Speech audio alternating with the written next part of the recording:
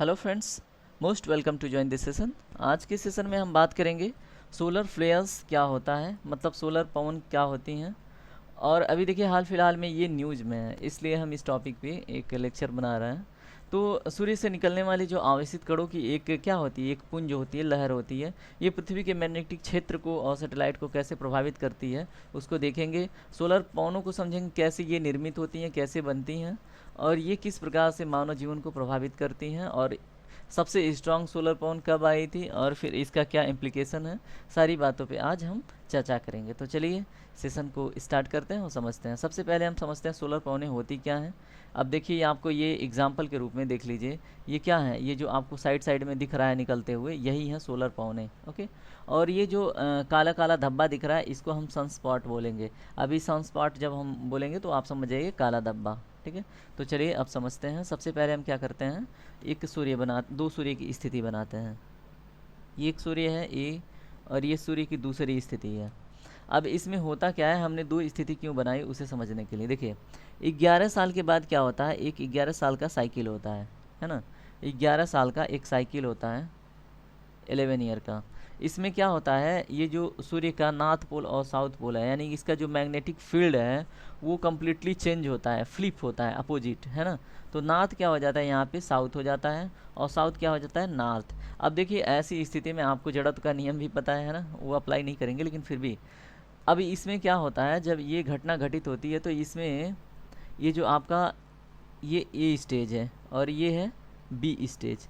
अब दूसरे अवस्था में क्या होता है, यहाँ पे जो ब्लैक स्पॉटों की संख्या है, यहाँ पे देखिए ये काले धब्बों की संख्या यहाँ पे बढ़ जाती है ना। तो अब इससे क्या होता है, ये मान लीजिए साइड साइड से लहरें निकल रही थी, है ना। एक मिनट, लहरों की संख्या थोड़ा सा डॉट डॉट करके निकल गया, मैं इसको ठीक से बना देता हूँ। तो मान लीजिए ये लहरें निकल रही थी, है ना, और हमारा मान लीजिए पृथ्वी की स्थिति स्केच करके समझते हैं, ज़्यादा समझ में। मान लीजिए हमारी पृथ्वी की स्थिति यहाँ पे थी, ठीक है। अब हमारे पृथ्वी का क्या होगा, एक इसका भी अपना मैग्नेटिक फील्ड होगा। मान लीजिए हमारे पृथ्वी का मैग्नेटिक फील्ड है ना, और इसके आर्बिट होंगे, है ना। तो आपको भी पता है, लो आर्बिट, मीडियम अर्थ आर्बिट, है ना, अपर अर्थ आर्बिट, ऐसे हैं। तो ये हमारी क्या है, पृथ्वी है। ये जो आपको बीच में दिख रही है ब्लू कलर से, है ना, तो ये हमारी पृथ्वी है।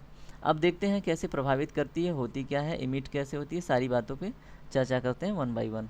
अब देखिए यहाँ से जब डॉट डॉट ये ब्लैक काले धब्बों की संख्या बढ़ जाती है, इसलिए जहाँ से भी, यहाँ से मान लीजिए पहले क्या था, ब्लैक स्पॉट यहाँ पे कम थे, है ना।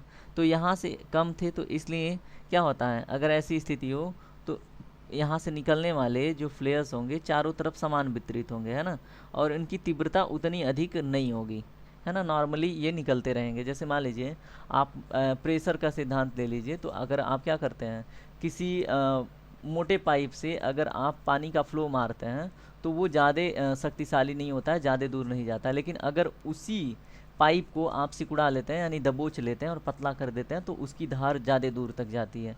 तो सेम स्थिति यहाँ पे सूर्य के साथ भी होता है। अब ऐसे स्थिति में क्या है, अब मान लीजिए यहाँ से जो क्या आवेशित कणों की एक पुंज निकल के आ रही है, ठीक है, जिसको हम सोलर फ्लेयर्स बोलते हैं। क्या बोलते हैं, सोलर फ्लेयर बोलते हैं। अब ये क्या करती है, जो पृथ्वी का मैग्नेटिक फील्ड है, ये है ना, अभी यहाँ तक पहुँचती हैं और मैग्नेटिक फील्ड को क्या करती हैं, प्रभावित करती हैं, है ना।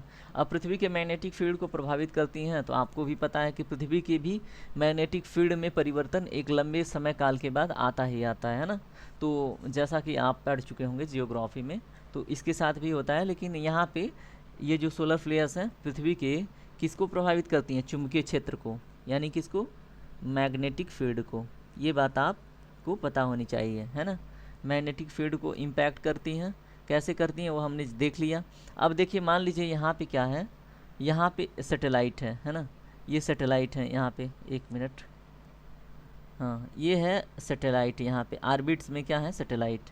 अब यहाँ से क्या है, सोलर फ्लेयर्स आ रही हैं। सोलर फ्लेयर्स होती क्या है एक्चुअली, वो आवेशित कणों का पुंज होता है। और हमारे जो क्या है बताइए, सैटेलाइट जो है रडार पे काम करते हैं, है ना।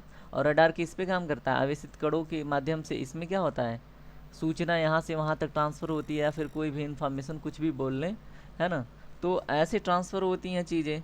तो अगर ये एक मतलब पुंज, आवेशित कणों का एक पुंज, इसके क्या होगा, इसके रडार क्षेत्र को प्रभावित कर जाएगा अगर यहाँ आसपास से गुजरा तो।